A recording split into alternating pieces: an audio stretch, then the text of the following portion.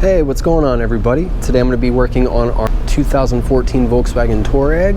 It has a 3.6 VR6 engine in it, and what I'm going to be doing today is changing the transfer case fluid.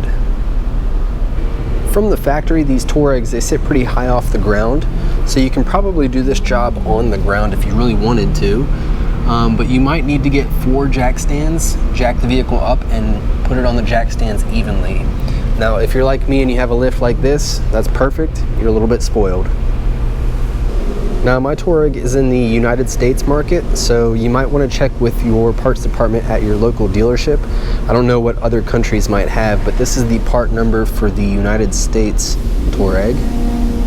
And you're only going to need one of these bottles. As far as tools, there's not a whole lot to this job. You're going to want a torque wrench, a ratchet, and then I also have a 3/8 8mm Allen right here. That's for the drain plugs. Maybe a flashlight, some brake cleaner or degreaser to clean up the job when you're done, some gloves, a rag, and I have some Loctite right here. You're not supposed to do this. What you're supposed to do is replace both of the drain plugs, but I'm not doing that today, so I'm just going to use some Loctite and put those back in there. And then also a catch pan of some kind. Walking from the back of the vehicle, I just want to show you which component we're working on, and that's going to be right here, the transfer case.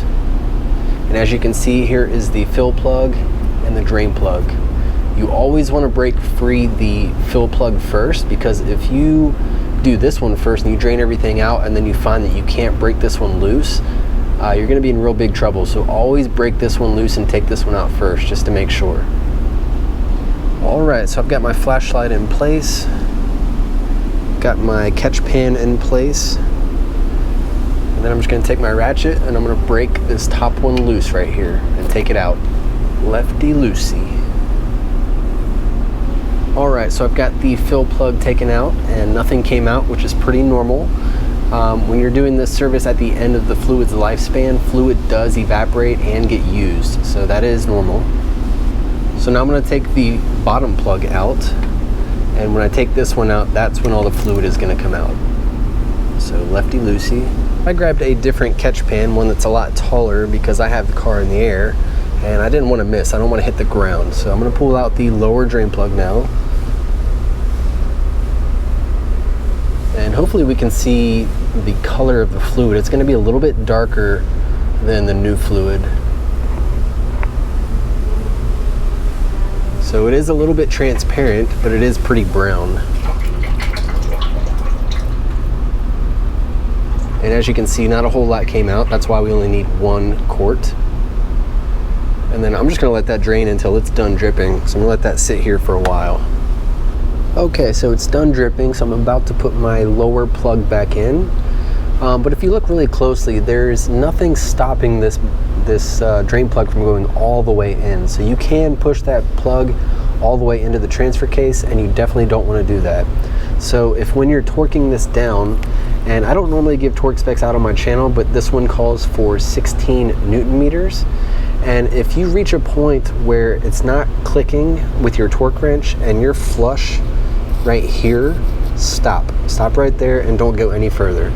Same thing on this one. So if you reach a point where it's not torquing down and it becomes flush, stop right there.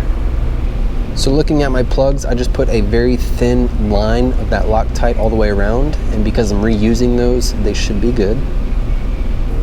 Alright, so putting the bottom one back in. I'm going to start it by hand until it gets tight, and then I'm going to go grab my torque wrench. Alright, got my torque wrench right here.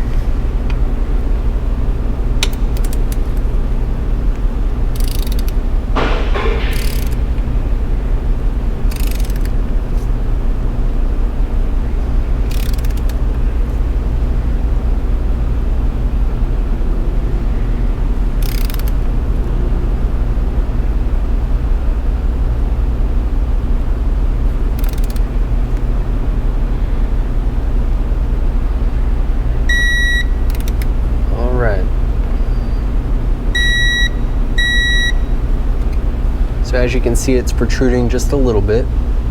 But like I said, if it becomes flush, stop right there.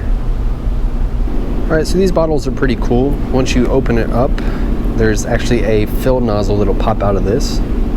So you're just going to tear off this locking ring that goes around it, and then you're going to pull up on this, and then you just screw that off.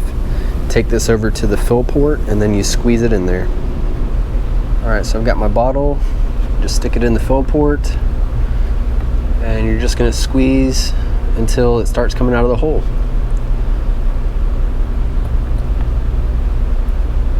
So I might pause right here and kind of do this off camera with two hands. So as you can see, it's draining out now. And that didn't even take a full bottle. I'd say it took just a little over half. So now I'm going to throw that plug back in. And then I'm just going to torque that one down just like I did the drain plug. Alright, I've got my fill plug all torqued down. And as you can see, it's protruding just a little bit, which is what we want. And then the next step is going to be just to clean it off with some brake cleaner or degreaser. And that's it, the job is done. I appreciate you guys taking the time to watch this video. Please hit that subscribe button, maybe give me a thumbs up, and stay tuned for the next one. Peace.